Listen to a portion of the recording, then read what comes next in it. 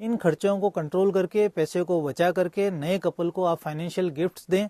इससे बहुत ही ज़्यादा आप देखेंगे लॉन्ग रन में 10 से 15 साल में वो जो कपल है उनको एक बहुत अच्छा फाइनेंशियल बेस मिलेगा, सिर्फ एक खर्चा बचा कर। Welcome friends, stop wasting money on this. इस सीरीज़ का ये तीसरा वीडियो है। पहला वीडियो था स्कूल एजुकेशन पे, सेकेंड वीडियो था हायर एजुकेशन पे, और आज तीसरा वीडियो जो है ये लेविश मैरिजेस के ऊपर है। तो stop wasting money on lavish marriages.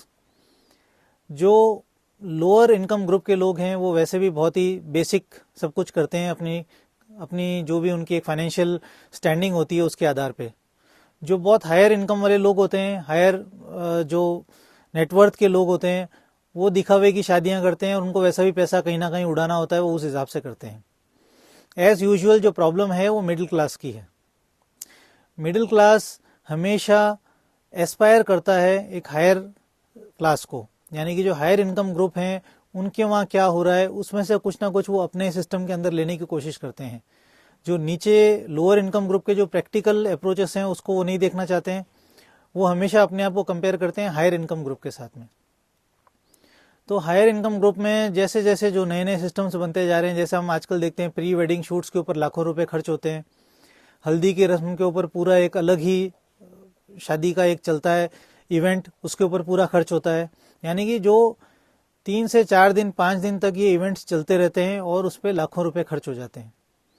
High net worth individuals के लिए वो ठीक है, बहुत ही हायर इनकम है, पैसा कहाँ लगाना है पता नहीं, वहाँ ठीक है। लेकिन जो मिडिल क्लास है उसकी विडंबना ये है कि कमाने वाला एक, खाने वाले 5-6 जने, डिपेंडेंट्स 5-6 जने कम से कम हर फैमिली में। सेविंग्स उतनी है नहीं, सारे खर्चे ऑलमोस्ट जो हायर इनकम ग्रुप वाले हैं उनके हिसाब से है, तो सेविंग इसलिए हो नहीं पाती है। अब हम आते हैं शादी पे, तो शादी पे भी वही सब खर्चा करने की कोशिश करते हैं जो वो करते हैं, वहाँ पहुँच नहीं पाते हैं, लेकिन दिखावा वैसा करते हैं कि हम भी एक कुछ समाज में स्थान रखते हैं, इतने मेरे फ्रेंड्स आएंगे, इतने रिश्तेदार आएंगे, इतना तो कम से कम होगा, इतना तो देना ही पड़ेगा। क्या करना पड़ेगा ये पता नहीं किसने रूल बुक लिख दिया है कि कम से कम इतना तो करना ही पड़ेगा। हम लोगों ने देखा है बहुत सारे राजनेता परिवार और बहुत ही फिल्मी जो अच्छे जो घराने हैं उनके यहाँ भी शादियाँ 100-150 लोगों में हुई है। और पिछले 2 साल में, अभी 2022 चल रहा है, तो 2020 और 21 में जो कोविड मैरिजेस हुई थी जिसमें मुश्किल से 50 से लेकर के 100 लोगों के बीच में शादियां हो गई और बहुत अच्छे से चल रही है, वो भी शादियां थी। तो क्यों हमें 800, 1000, 1500, 2000 लोग बुलाने हैं, क्यों हमें ये लेविश खर्चे करने हैं? उसके ऊपर सबसे पहली प्रॉब्लम तो ये आ जाती है, जब भी हम ये करने जाते हैं सबसे पहली प्रॉब्लम मिडिल क्लास के साथ ये आ जाती है कि उतना पैसा है नहीं, तो हम कहीं ना कहीं से अपनी सारी सेविंग्स को उड़ा देते हैं, लोन ले लेते हैं, रिश्तेदारों से लोन ले लेते हैं और समहाउ कोशिश करते हैं कि और बढ़िया हमारी अगर आज 18 है तो 20 कैसे करें, 20 है तो 21 कैसे करें, उस पर सारा फोकस चला जाता है, उस एक इवेंट पे। 3 से 4 दिन से ज़्यादा का उसका कोई इवेंट का महत्व नहीं है। बहुत सारे लोग वो आएंगे जिनको कोई लेना देना नहीं है, यहाँ तक कि वो जो वहाँ आ रहे हैं, जो आपके यहाँ आकर के इवेंट का मज़ा ले रहे हैं, वो भी वहाँ बुराइयाँ कर रहे हैं। मैंने बहुत शादियाँ देखी है, बहुत शादी अटेंड की है, जिसके अंदर ये देखने को मिलता है कि जो लोग खाना खा रहे हैं, खाना खाते हुए भी उस होस्ट की बुराई कर रहे हैं कि कहाँ जरूरत थी इतना पैसा करने की, इसका ऐसा कैसा कर दिया, खाना ऐसा बना दिया, ये प्री वेडिंग शूट यहाँ दिखा रहे हैं, इसका क्या मीनिंग है, प्राइवेसी होनी चाहिए, हर एक का अपना एक सोच है। वो सारा खर्चा हम करके लाखों रुपए वीडियोग्राफी के ऊपर खर्च हो जाता है, लाखों रुपए उन लोगों पे, डेकोरेशन पे, स्पेस पे, रूम्स बुक होते हैं, गाड़ी लानी है, पता नहीं क्या क्या करना है। और दलील क्या है, शादी तो एक बार होती है।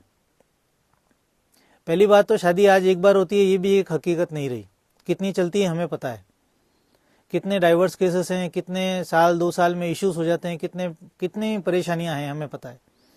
और हम एक माँ बाप जो हैं दोनों पक्ष के, मैं एक पक्ष की बात नहीं कर रहा हूँ, लड़के वाले भी लड़की वाले भी अपनी सारी जिंदगी की पूंजी लगा देते हैं और उस पूंजी को लगा करके उसको ये शादी करवाते हैं सिर्फ सोसाइटी में दिखाने के लिए कि हाँ हमने अच्छे से शादी कर दी, हमारा फ़र्ज़ निभा दिया। और एक्चुअल में होता क्या है, जो नया कपल शादी करके अपना जीवन शुरू करता है वो शुरुआत ही एक फाइनेंशियल मेस के साथ करता है। माँ बाप ने पैसे लगा दिए, उसके पास भी जो होंगे वो लगा दिए, लड़की वालों ने लगा दिए, लड़के वालों ने लगा दिए, और एक फाइनेंशियल मेस के साथ आप अपना जीवन शुरू कर रहे हैं। आज जो बाजार की स्थिति है कोविड से के बाद, कोविड के दौरान और उसके बाद जो स्थितियां चल रही है, ये बहुत बड़ा आई ओपनर है कि हमेशा ग्राफ ऊपर नहीं जाता है। आपको ये लग रहा है कि नहीं ये सब मैं मैनेज कर लूँगा, तो पॉसिबल नहीं है। बहुत सारे आज के बच्चे ऐसे हैं जो हो सकता है इस जीवन काल में घर का मकान भी नहीं बना पाएंगे, जिस हिसाब से महंगाई है और जिस हिसाब से बाजार की स्थितियाँ हैं। तो joint families, at least joint family to the extent कि फादर मदर और बच्चा और उसके बच्चे ये साथ में रहें, चाचा चाची तो छोड़ो, लेकिन एटलीस्ट जो फादर मदर और उनके बच्चे हैं और उनकी शादी होती है, उनके बच्चे जब तक नहीं हो जाते हैं, इस न्यू कपल को अपने माँ बाप की जो भी फाइनेंशियल स्टेटस है, जो उनका मकान है, जो भी उनकी एक फाइनेंशियल अम्ब्रेला है, उसके तहत उनको एक प्रोटेक्शन चाहिए। जैसा कि मैंने एक प्रीवियस वीडियो में बताया कि मैरिज की एज भी बहुत इंपॉर्टेंट है। आप 22 से 25 के बीच में कर लेंगे तो थोड़ा बहुत आपके पास समय रहता है सेटल होने के लिए। आप सोचेंगे कि मैं लेट शादी करूं तो ऑलरेडी बहुत कुछ मेस में जा चुका होता है।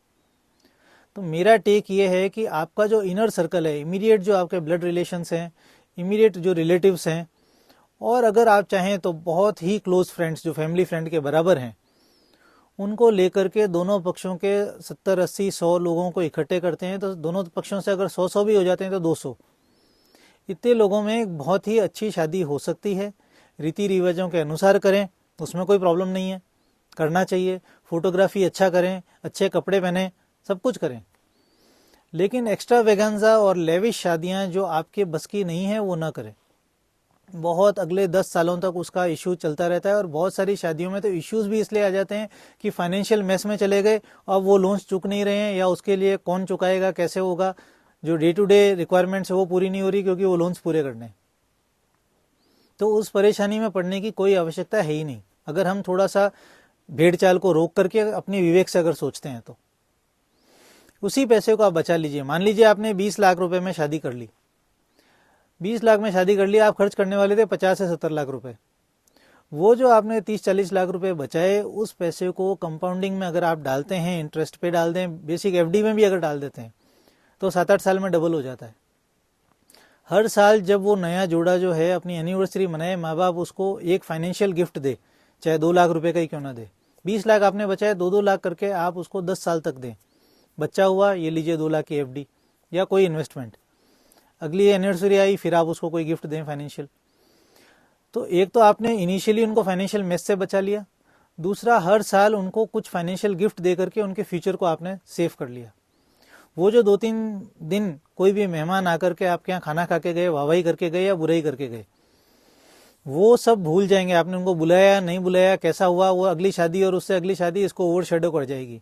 लेकिन आप अपने आने वाले 10 से 15 साल 20 साल का जो एक फाइनेंशियल भविष्य जो बहुत अच्छा कर सकते थे, उस पैसे को बचा करके उस एक अपॉर्चुनिटी को मिस कर देते हैं। बल्कि उस अपॉर्चुनिटी को, जो कहते हैं कि आपदा को अवसर में बदलें, आप अवसर को आपदा में बदल देते हैं। तो ऐसा नहीं करें, आने वाला समय ऐसा नहीं है। फॉरेन में या वेस्टर्न कंट्रीज में या इवन अपने देश में भी शुरू में एक बहुत बेसिक शादियां होती थी, लोग आते थे लेकिन उसमें एक्स्ट्रा वेगेंजा नहीं होता था, ये सब खर्चे नहीं होते थे।